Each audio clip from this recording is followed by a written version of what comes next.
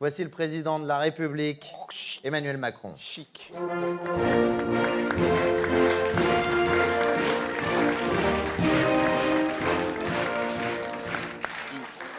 Monsieur de Verdière. Il a regrossi, hein. Monsieur de Verdière, bien le Il a bonjour. pris un peu. Bien le bonjour et bonjour à toutes et à tous les feignants. Non, mais non, on dit pas les feignants. Mais non. Excusez-moi, j'ai raison, salut les branleurs. Comme on dit dans les territoires, c'est formidable, vous savez, monsieur de Verdière, les territoires, j'apprends à les connaître chaque jour un peu plus. D'après ce que l'on m'a dit, c'est comme une ville, mais au lieu du bitume, il y a de l'herbe. Au lieu des immeubles, il y a des arbres, et au lieu des crottes de chiens, il y a des bousses de vaches. Personnellement, je pense que ça doit être très bucolico-reposant pour les paysans qui survivent. Je commence aussi à apprendre les expressions familières et croquignolesques des gens des territoires, afin qu'ils puissent me comprendre avec le peu de vocabulaire dont ils disposent. Je sais déjà dire, Non, mais par non. exemple, je sais déjà dire, pisse pas dehors, mon gars, tu vas rester collé. Ou bien, va falloir que j'aille couler un bronze, j'ai le cigare au bord des lèvres. Oh non.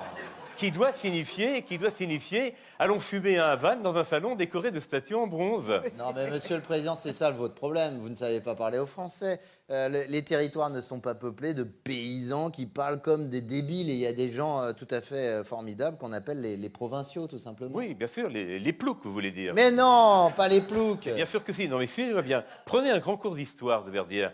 C'est gentil, plouc. L'origine de cet idiome remonte à l'arrivée des Bretons, à Paris, pardon, je donne en verlan, au XIXe siècle. D'ailleurs, Bécassine aussi venait de Bretagne, et ça ne m'a pas empêché de débattre avec elle lors du second tour de l'élection présidentielle.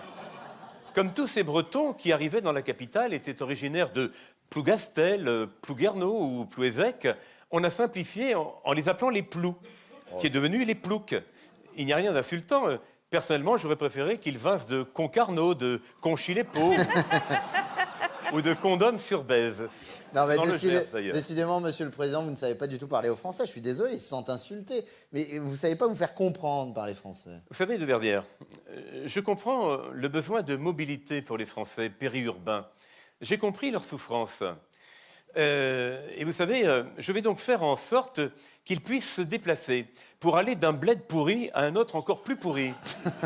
Car c'est déjà assez difficile, vous en conviendrez, de vivre dans un trou perdu, avec des enfants obèses et des amis Oh incultes. non. Si en plus on ne peut pas aller dans le bourg voisin pour voir si on n'y pue moins l'ail, c'est la double peine. Non, mais c'est pas possible. Vous avez tout faux, monsieur Macron. Hein. Pardon.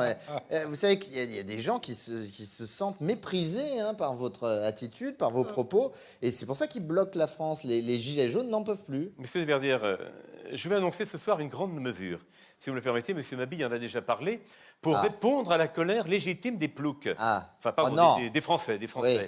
Nous avons décidé de rembourser, monsieur Mabille le disait, les préservatifs, ce qui leur permettra de se distraire pour pas cher.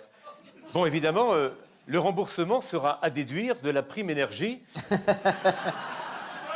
puisque, comme vous le savez, pratiquer l'acte sexuel provoque une dépense énergétique qui apporte un supplément calorique. Puisque baiser, ça réchauffe, si vous voulez dire. Enfin, bon, c'est pour que les ploucs comprennent mieux. Oh non, non. Croyez-moi, ils vont être contents, les indigents. Enfin, Non, je veux dire, ils vont péter de joie, les gueux, voilà. Non, vous arrêtez de parler comme ça aux Français, c'est pas possible. Eh bien, ça écoutez, suffit. monsieur de Verdière, s'il le faut, je reprendrai mon itinérance mémorielle et je retournerai parler aux Français. C'est souvent très pittoresque, vous savez. D'ailleurs, je finirai, si vous me le permettez, par cette petite anecdote qui m'est arrivée lors de mon dernier déplacement à Verdun. Alors que je demandais à un enfant ce qu'il voulait faire plus tard, il m'a répondu « Je voudrais être poilu ». Poilu, comme les soldats de la guerre de 14, lui demandai-je. Non, qu'il me fait, je voudrais avoir des poils. Mais ce n'est pas un métier, lui dis-je.